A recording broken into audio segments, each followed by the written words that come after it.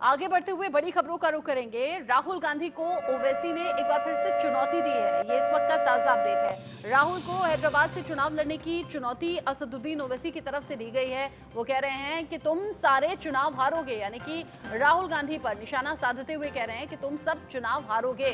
कांग्रेसी राहुल को जनेऊधारी कहते हैं, ये असदुद्दीन ओवैसी ने अपने बयान में कहा। साथ ही उन्होंने कहा कि हैदराबाद आकर हम पर इल्जाम लगाते हैं, अगर दम है तो हैदराबाद से चुनाव लड़ो, इस चुनौती को स्वीकार करो।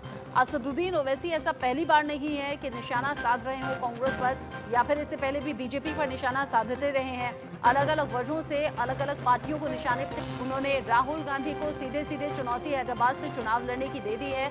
साथ ही वो कह रहे हैं कि सभी के सभी चुनाव तुम हारोगे। चुनावी दौर चल रहा है और उस बीच ये बड़ा बयान।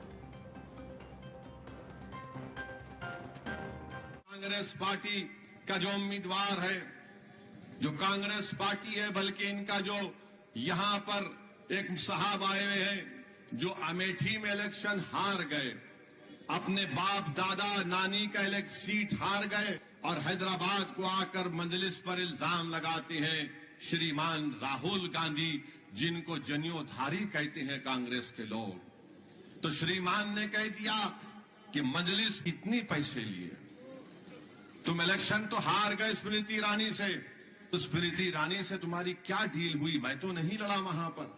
अब सोच रहा हूं कि अमेठी जाऊं 2024 में।